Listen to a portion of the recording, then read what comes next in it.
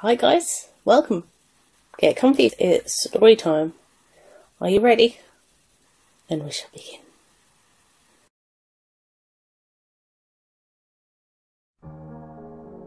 Okay, let me start off by saying that I am not a street smart person, or I wasn't back several years ago when this occurred. I've always been pretty naive and trusting, sadly, which has landed me in some pretty crappy situations, but this one was by far the scariest. So I had just recently gone through a really shitty, bitter, horrible breakup with my boyfriend and found myself living alone after he packed his bags and left. I didn't really know many people in the area and so tended to turn to the internet to pass the time. Long story short, I started chatting to a guy, let's call him John, and we started hitting it off. It turned out he lived really near to me, and by really near I mean probably like half an hour's walk away. So we decided to meet up the next day and see how it went. I phoned my friend, let's call her Anne. Anne is infinitely wiser and more cynical than I, and told her what the plan was. She insisted she come with me as I didn't know this guy. He could be an axe murderer, blah blah. So the next day Anne and I went to meet with John at around lunchtime in a local pub. It was midsummer, so we sat outside in the beer garden.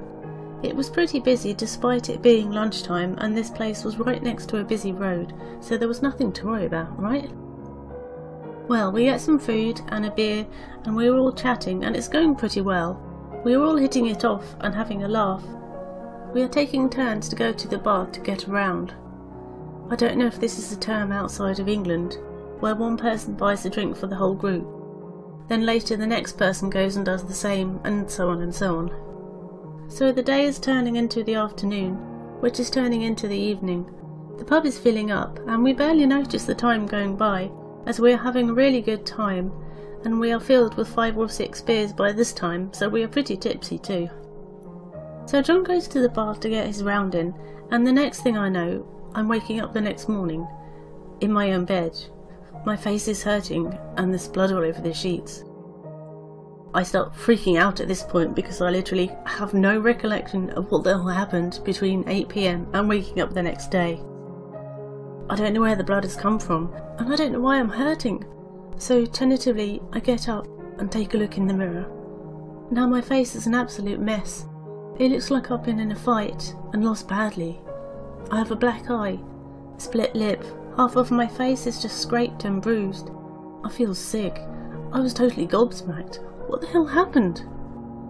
So I open my bedroom door and go to the bathroom when I see out of the corner of my eye John laying naked on the sofa. Now at this point I'm just losing my mind and start yelling at him like crazy, demanding he tell me what the fuck is going on. He eventually calms me down and explains to me that I got out of my mind wasted the night before and I was embarrassing myself, slurring and stumbling all over the place.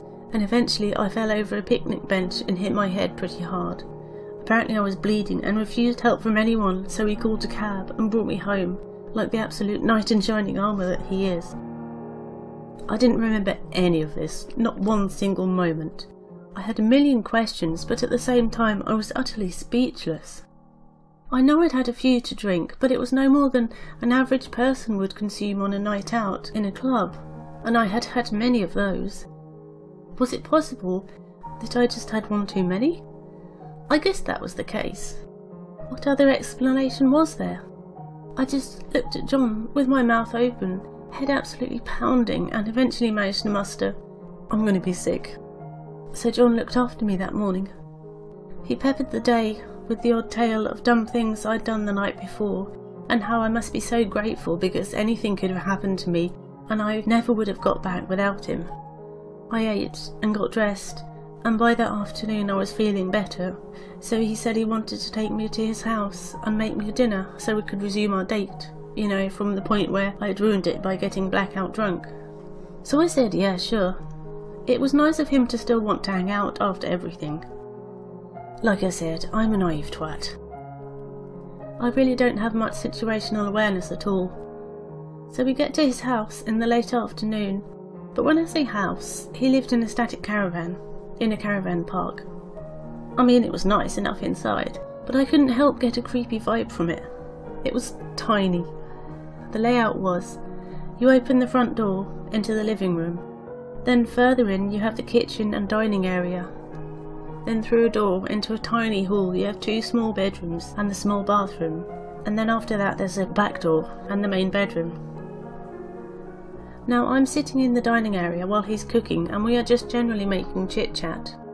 I'm feeling pretty awkward now because I can still remember absolutely nothing of the night before.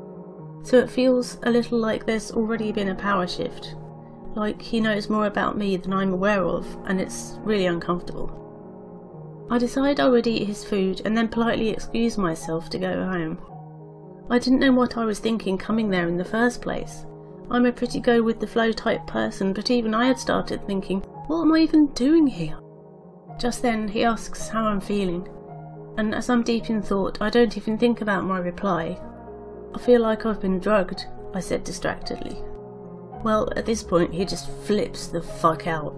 I mean, he's just going insane, saying what am I accusing him of, and how dare I accuse him of things, and I can't prove it. I'm just trying to cause all sorts of problems for him, and he's on parole, so I'm basically sending him back to jail with my lies.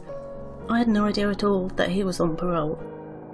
He would later tell me in his insane rambling text sessions that he was arrested for domestic assault. Great. He starts literally getting stuff off the kitchen sides and just smashing them. Throwing plates against the wall, pulled the toaster out of the socket and smashed that on the floor, just absolutely having a meltdown, whilst I'm sitting in this tiny caravan dining table like 5 feet away just thinking, what the fuck is even happening right now? I move to stand up and tell him I think I better go, when he suddenly lunges at me and shoves me as hard as he can, and I'm on my knees, and he's laying blows into me, telling me I'm not going anywhere. He's between me and the front door at this point, and I can't see an escape route, so I turn heel and just run through the corridor with him chasing just inches behind me. I dive into the nearest door and slam it shut and sit with my back to it so he can't get in. I'm in the tiny spare room and there's no window that opens. I'm trapped there. He's outside pounding on the door and calling me every vile curse word in his vocabulary. I yell at him to go away and he stops banging. I hear him leave for a few moments and then all of a sudden, thump, thump, thump. He's trying to break the door down. I'm absolutely terrified at this point and pushing with all my weight back against the door as if my life depended on it, which I guess it did really. The thumping carries on for what seemed like forever.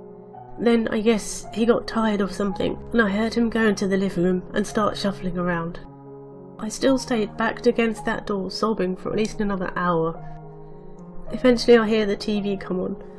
He's actually sitting, chilling, watching TV like nothing whilst he's basically got a hostage cowering in his spare bedroom. I felt a flick of anger and adrenaline at this point, and I ever so slowly and quietly open the door and peer out. The hall is in darkness and the door to the living room is shut. I'm alone, but I'd have to walk past him to get to the front door. I'm desperately thinking of a way I can get out when I remember the back door. I creep over to it as silently as I could and prayed that it was unlocked. It was. I silently thanked every single god I could think of and crept out, shutting the door silently behind me. I crept down the steps and then just ran and ran, just sobbing and delirious and so fucking utterly confused. I had no idea where I was. It was pitch dark and I'd never been to this part of town before. I ran to the nearest payphone and used the change in my pocket to call my friend to come and pick me up. My bag and purse were still in John's caravan, along with some other personal possessions I just abandoned. My friend drove me home and I sobbed the whole way. I never told him what had happened and he never asked. I just got home and went to bed and cried myself to sleep. The next morning I wake up and find my phone that I've left at home. It has about 50 text messages on it, mostly from John, telling me he's going to petrol bomb my house and kill my family. If he ever saw me in the street he would stab me to death, and he'd happily go to jail if it meant I was dead. I deleted them all. I was scared out of my mind. I just wanted it all to be over and to forget about him. I never really told anybody what happened, not to the full extent anyway. As the days went by, I would get crazy rambling texts from him, one moment threatening to kill me, and the next moment telling me he loves me and he's sorry. I deleted every single one as soon as I received it. They gradually got less frequent, and I changed my number not long after and didn't hear from him again. I got in contact with Anne a while later. Turns out she has no memory from about 8 PM that night, and her boyfriend had an incoherent voice message from her just babbling and screaming and crying. He picked her up wandering bewildered around a nearby housing estate. I know we should have gone to the police. I know I should have told somebody. I know there's a million things I could have done, but I just wanted it to be over. It was the surrealest thing that had ever happened to me, and I still sometimes think back to it and wonder if it really happened, because it's just so insane. So crazy, psycho online date guy. Let's not ever meet again.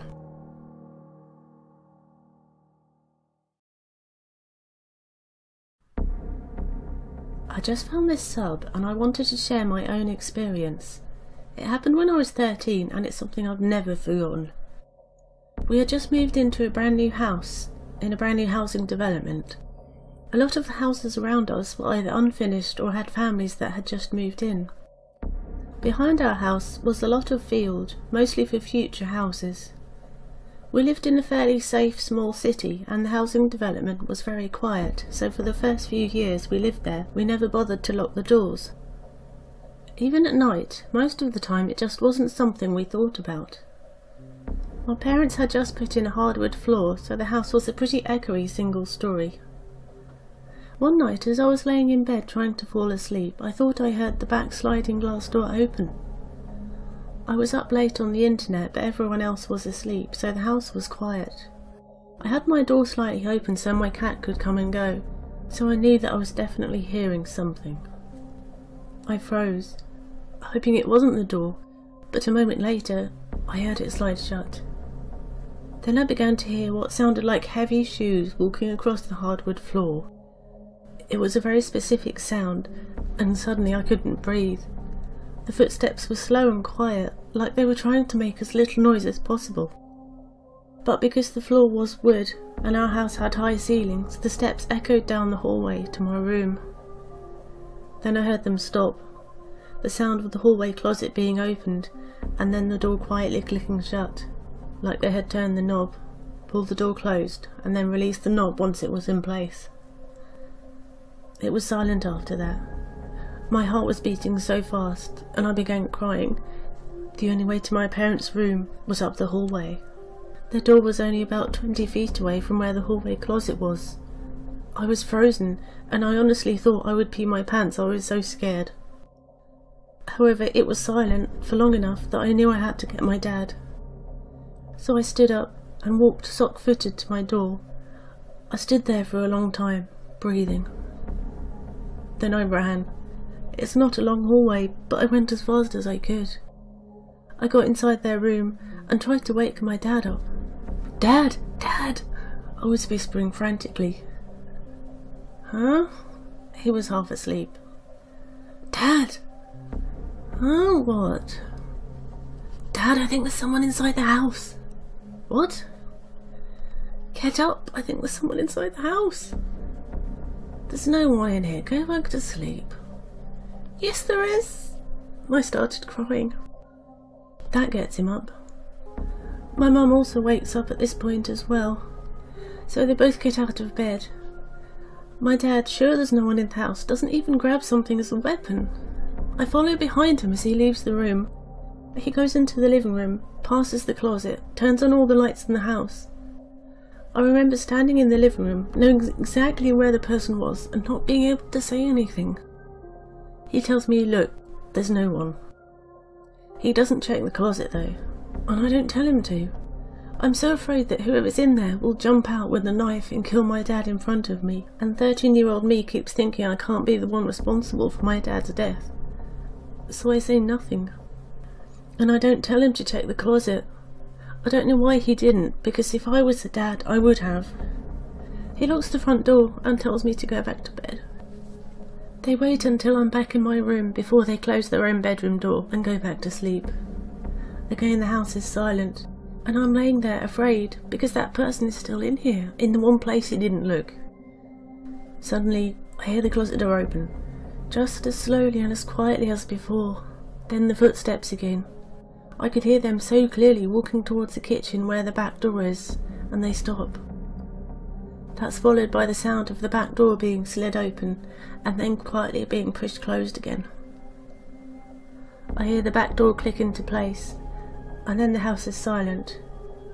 I'm laying there crying and breathing, but hearing them leave the house, I felt instant relief, though I was still shaking with fear. I give it a few minutes, hoping they wouldn't come back, and they don't. So after a bit, I sneak out there. My one and only thought is to lock the back door, which I managed to do, but the scariest part was that when I looked at the hall closet, the door wasn't closed anymore. It was cracked because they hadn't bothered to close it after they left. I knew it was definitely closed when my dad was out there with me. I tried bringing it up to them years later, and they still didn't believe me. But that's not something you just imagine.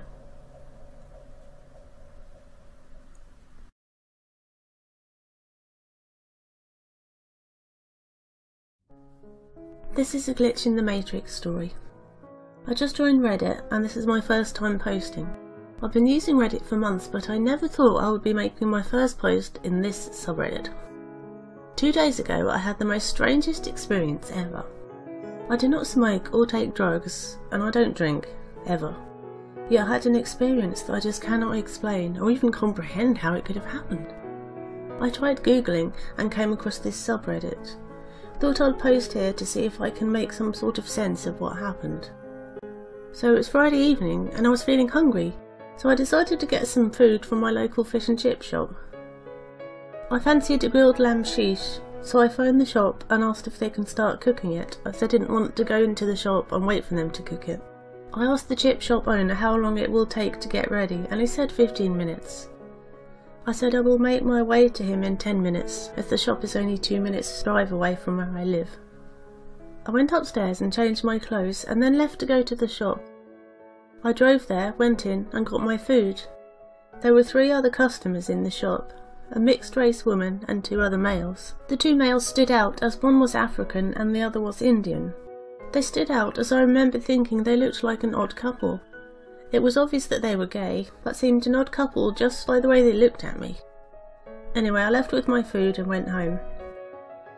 I got home and realised that I forgot to get myself a drink with the meal. I sat down and ate. After finishing the food, I cleared up and then went to feed my cats, which are in a home cattery in my garden. Then I went upstairs and changed back into my pyjamas. I came back downstairs and picked up a vinyl record to listen to. I sat on the sofa to relax when my mobile phone rang. This is where it all goes weird. I pick up the phone, and it's the guy from the chip shop. He's telling me the food is ready and they are waiting for me. I told him I've already come and collected the food over 30 to 40 minutes ago. He told me I didn't, as I only called 20 minutes ago to order the food. At this point I was confused. I thought I must have dozed off, but I definitely was not tired or sleeping. I went back upstairs and changed and then drove to the shop, still feeling very confused.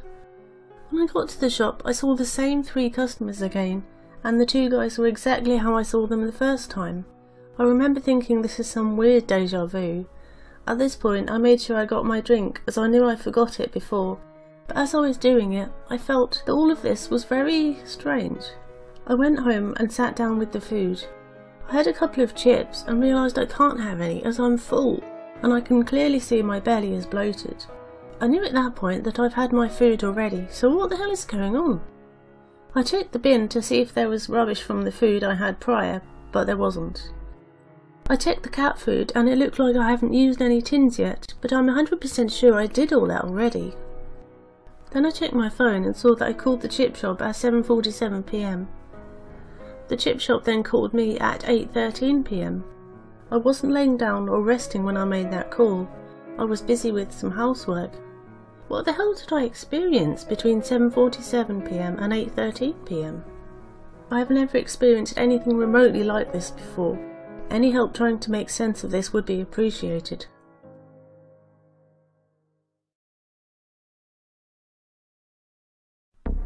So this happened last summer, 2016. When I was waiting for a friend to come over to my apartment. I didn't have a working cell phone, so I hadn't actually set up my buzzer yet. When people wanted to come over, I had to wait for them to message me so I could run down and let them into the building. This friend didn't have a cell phone either though, so we had to do it the old-fashioned way, and we estimated how much time it would take for him to arrive, and I would wait outside and watch for his car. I don't remember the time exactly. I think it was around 4 PM that he said he would show up. But it was still really bright outside as it was the middle of summer. Sorry if you were expecting a creepy middle of the night type story. I decided I would go outside early just to make sure I was there in case he overestimated how much time it would take him to show up.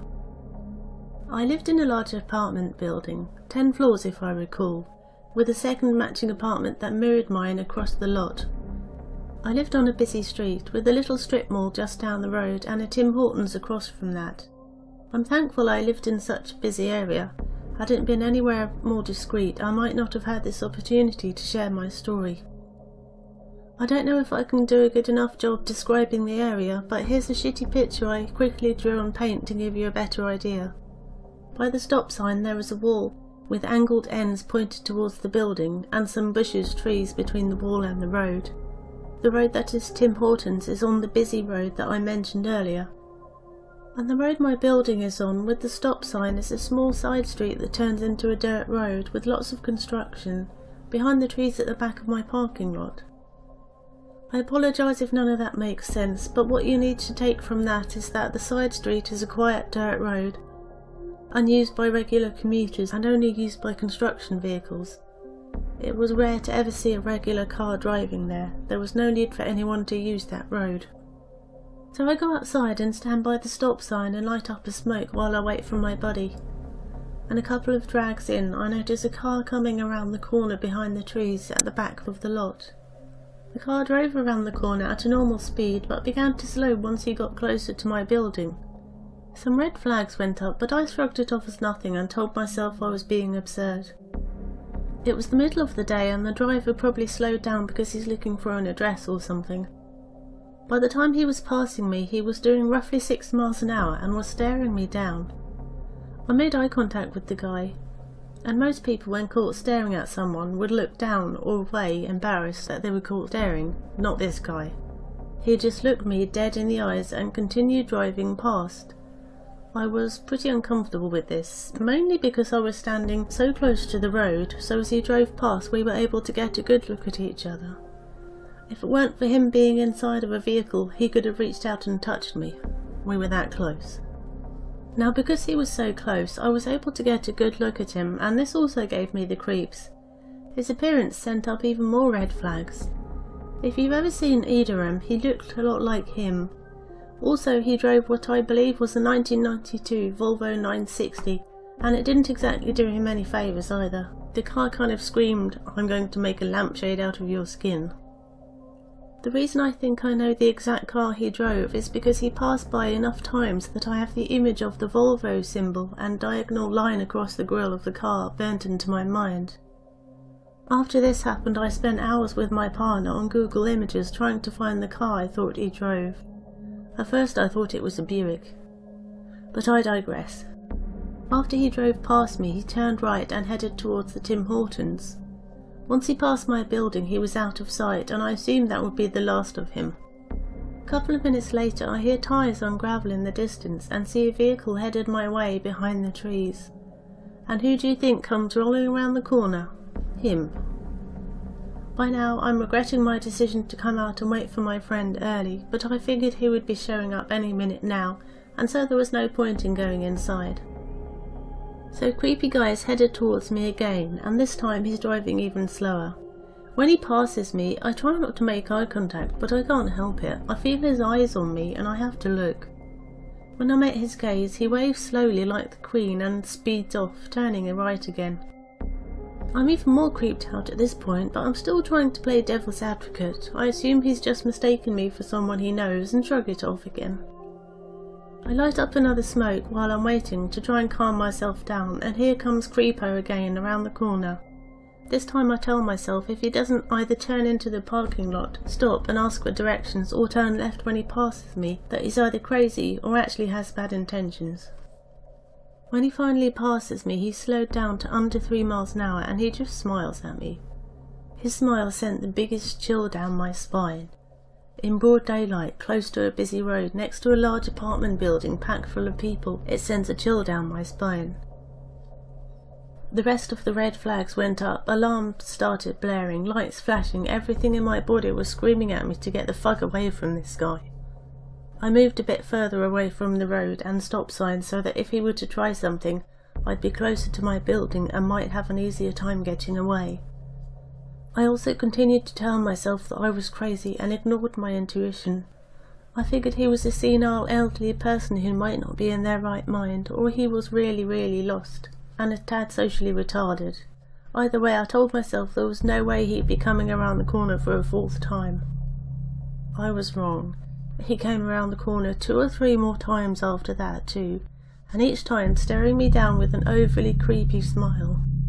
Not once stopping to speak to me or make an attempt to pull over, always just doing a slow crawl by and staring me down. I waited for him to pass me once more, and when he was out of sight I ran to the other side of the wall and hid behind the angled part and the trees. The wall was a tall concrete one, and the trees also helped hide me from the road when I peeped around them to watch for the Volvo. This way, I figured, when he came around the corner he'd see that I was gone from behind the stop sign and just move on with his day. I had enough time to see him coming and moved behind the wall back to the stop sign as he passed so he wouldn't see me in my new hiding place. What really creeps me out the most is that when he was passing by this time, he let his car slow down to the point of it barely moving. You know when you begin to take your foot off the clutch and your car starts rolling, or how in an automatic the second you take your foot off the brake the car will roll forward really slowly. He was slowed down to that point, and I watched him from where I hid as he looked around to see where I went. He didn't come back after that, which only adds credence to the fact that whatever his reason was for circling my building so many times, it had something to do with me. I have no idea what his intentions were, but I'm glad it was the middle of the day and I was next to a busy street. So either I'm to, let's not meet. P.S. I apologise if this was poorly written. It's 4:20 AM. Excuse me while I hit the bong. And I'm running on no sleep.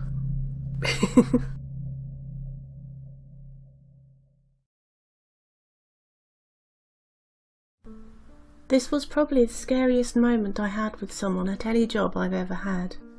I still sometimes have nightmares about this, and to this day I still live in the same area.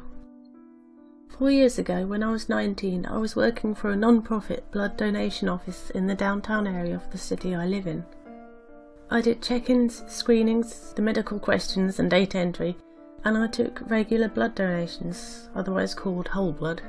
Being in the middle between the hospital district and the poorest part of the city, we got a lot of unique characters coming into our office. We didn't pay people for donating, so a lot of homeless people would come and we would give them snacks and water and a place to cool off. We never had any trouble with any of them.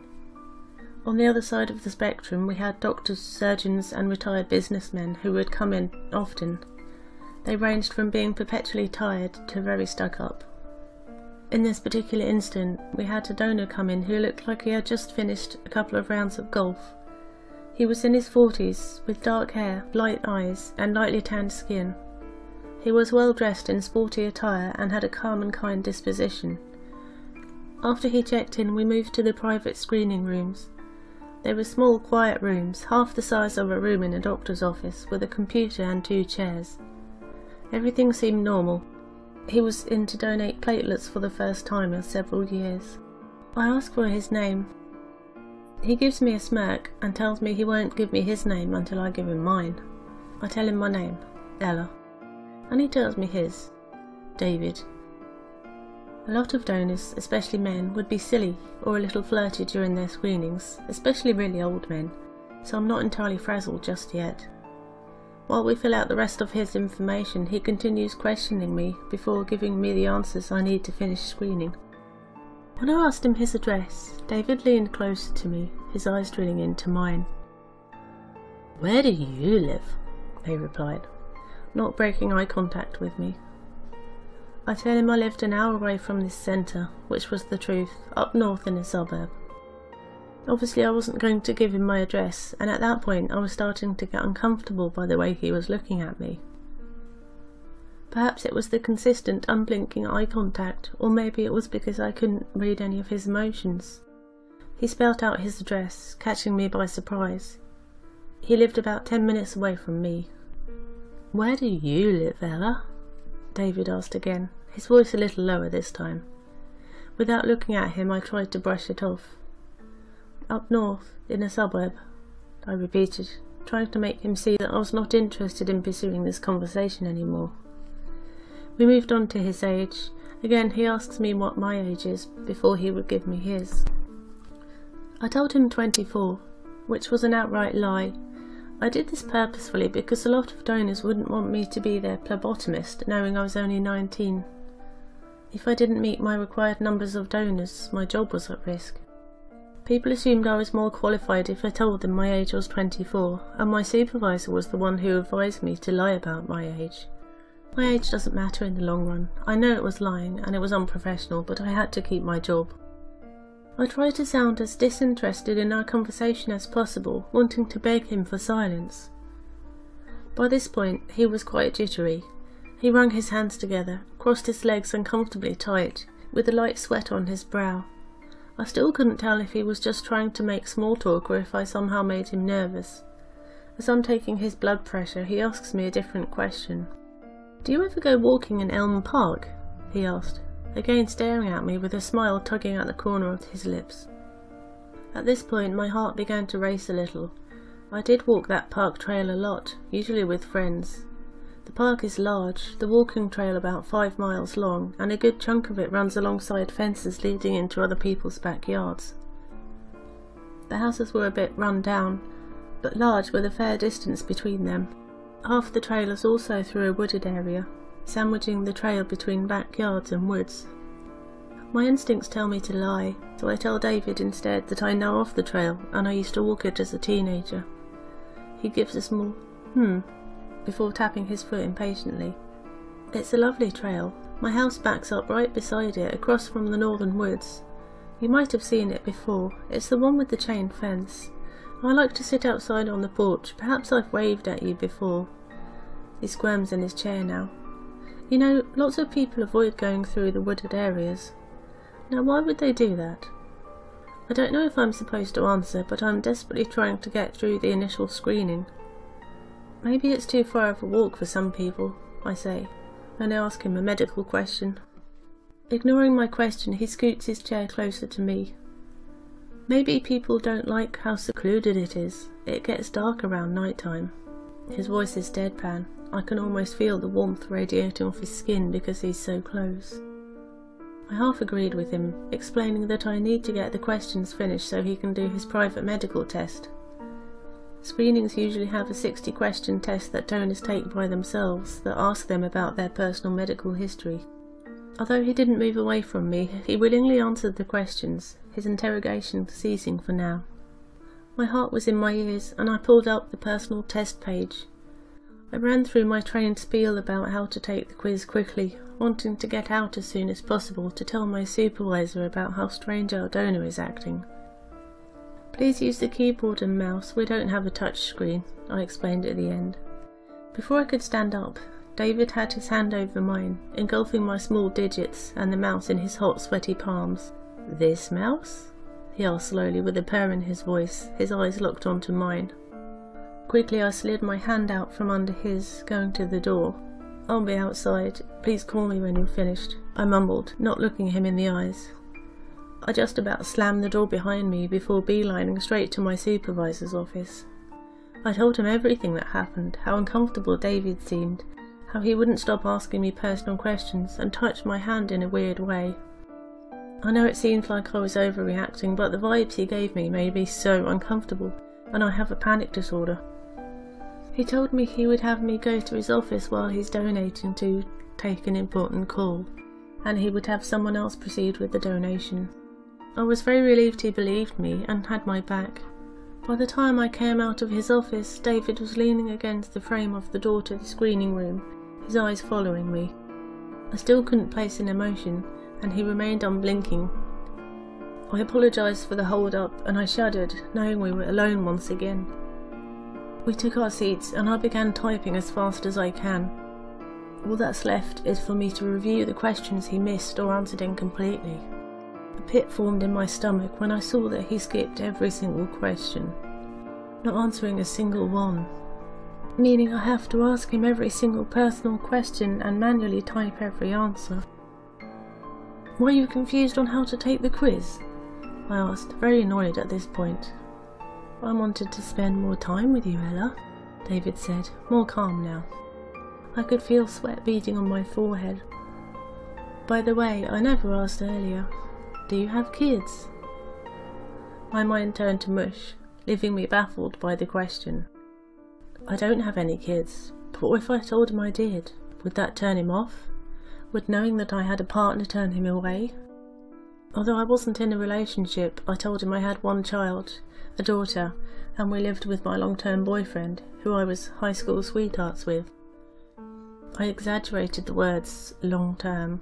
I know now that was stupid. I was lying to this stranger and it was snowballing into a bit of a mess. Your mind does stupid things when it's panicking. David then began asking me questions about my fake daughter. How old was she, what she looked like, and if she was a good little girl. I dodged his questions, saying that I didn't talk about my daughter at work, and that I've already said enough. "I've always wanted a daughter," he mused, his eyes looking past me and at the blank wall behind me. "A little girl with blonde hair and blue eyes, just like her sexy mother." His eyes wandered to my blonde locks before travelling up to my blue eyes. I just watched with a panicked expression. I didn't know what to do or say. "You should come over sometime. I'm sure you don't live very far since we both live up north," he continued. "I have some old dolls your daughter might like." He licked his lips. "Are you sure you're truly happy? Boys your age don't know how to treat a woman right." There was a bit of scorn in his voice for my non-existent boyfriend, and I caught him clenching his fist. I was silent. Miraculously, after ignoring him and continuing asking questions, he started to answer. I gave him the cold shoulder as I finished the paperwork, making every effort not to give him the opportunity to touch me again. As we stood up to leave the room, he blocked the door, stepping as close to me as he could without being on top of me. He towered over me, and I was nearly sitting on the computer desk behind me. One of his hands came up to the side of my face, brushing his fingers lightly, running from my temple all the way down to my chin. They continued lower, his hand rising to meet his other. He wrapped them tightly around my neck for what seemed like an eternity. I grabbed his wrists, squeezed tightly as I could, my nails sticking into his skin. After about 15 to 20 seconds he released me, and I coughed, my hands going up to my neck as a shield in case he tried to do it again. Tears began to form in my eyes and I was trembling. He just watched me, unmoving. "Ella," he murmured, "don't walk the Elm Park trails. It's not safe." His lips were pursed and his voice was threatening. I felt frozen. I didn't know if I should scream, kick him, or turn into a weeping mess on the floor. All I knew was that I needed to get out of the room. I shuffled around him, swiftly escorting him to my co-worker's chair where he could donate. I didn't want to alarm the other donors. My co-worker was already told about what was happening, and I went straight to my supervisor's office. I took a while to come down from my anxiety attack, and my supervisor instructed me on how to fill out a report to cooperate on David. I stayed there for an hour, since donating platelets took about that long. Once David was gone, my supervisor had a team meeting the next day to explain that I was not to screen David or interact with him. There was only a faint bruise on my neck, and it was only sore for a few hours afterwards. There was really nothing I could show my corporate managers or the police if I wanted to press charges.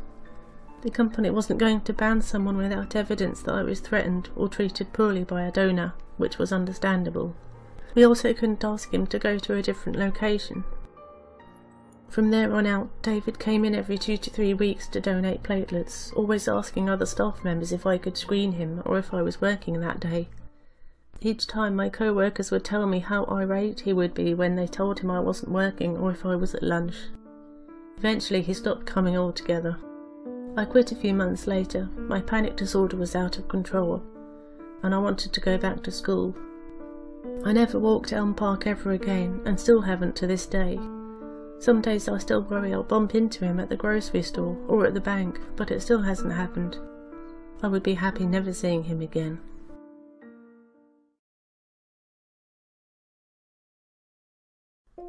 This is my first post on here after being a long-time lurker.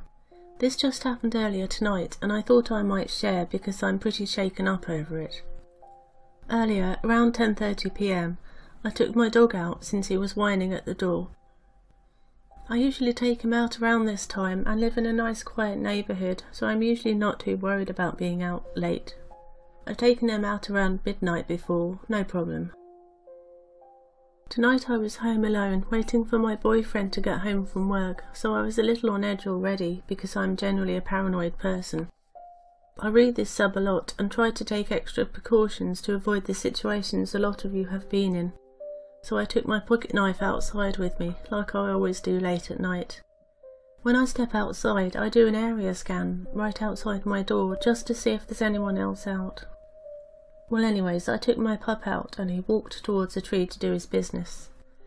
Then within a few seconds starts barking incessantly. I was freaked because I already scanned the whole outside area and determined no one else was around, but he was barking as if someone was there. Now my dog almost always barks at everyone, so that in itself wasn't weird, but since I was on high alert and hadn't noticed anyone, I sensed something was off. I hesitantly walk around to where he is and see nothing, but I have a death grip on my knife and feel a little safer, though I probably would not ever have the guts to use it. My dog was still going crazy at seemingly nothing, so I told him to shut up, thinking maybe he saw a cat or a squirrel. I keep my attention focused on that area but start backing up towards my door just in case. My dog was still pulling in the opposite direction, barking like all hell. I decided that he wasn't going to do his business, so I figured I'd just take him back and try again once my boyfriend came home from work. But then I saw something moving in my peripherals in the same direction my dog was barking. When I turned to get a better look, I noticed there was a person crouching between some cars directly outside my neighbour's apartment across the street, not moving. I could barely see them, but I saw the shoes peeking out from underneath a car. My dog was growling at this point and standing his ground in front of me, but I didn't particularly feel safe since my dog is a small wiener dog, who no one is afraid of because of how cute he is, even if his bark is big. In that moment, I kind of froze and tried to tell my dog to be quiet, but quietly, like I just didn't want to be noticed. But there's no way whoever was by the cars didn't know we were there. My flight mechanism kicked in real soon though, and I managed to pull my dog away back into the apartment and immediately locked my door behind me. I turned off all my lights, let my dog off his leash, and then went to the window that faced where the person was crouched and peeked out. My heart missed a beat when a rather large male came out from behind the car and started walking towards my place. Now my door has 2 floor-to-ceiling narrow windows on either side of it with no curtains, so anyone can just look in and see my living room or kitchen depending on their angle, but couldn't see where I was by my other window because of furniture. My pup was barking again out the window, and I knew this guy was looking in but couldn't bring myself to look. Then I heard my door handle jiggling slightly. Mind you, I'm like 10 feet away from the door. My phone was upstairs in my room charging, so I couldn't do anything like call the police unless I wanted to give away my hiding space. Eventually, after what seemed like forever, but in actuality was maybe a couple of minutes, my dog got quiet and ran back to me. I guess the guy left after finding out my door was locked. Maybe he thought I didn't see him outside. I don't know. And I surely don't know what the intentions were, but I'm glad my dog alerted me so I didn't have to find out. After that, my dog got some treats and some extra snuggles. I also ended up calling the non-emergency police number on the advice of my boyfriend. They patrolled the area but didn't find anything. I think I'll have my boyfriend take the dog out at night from now on.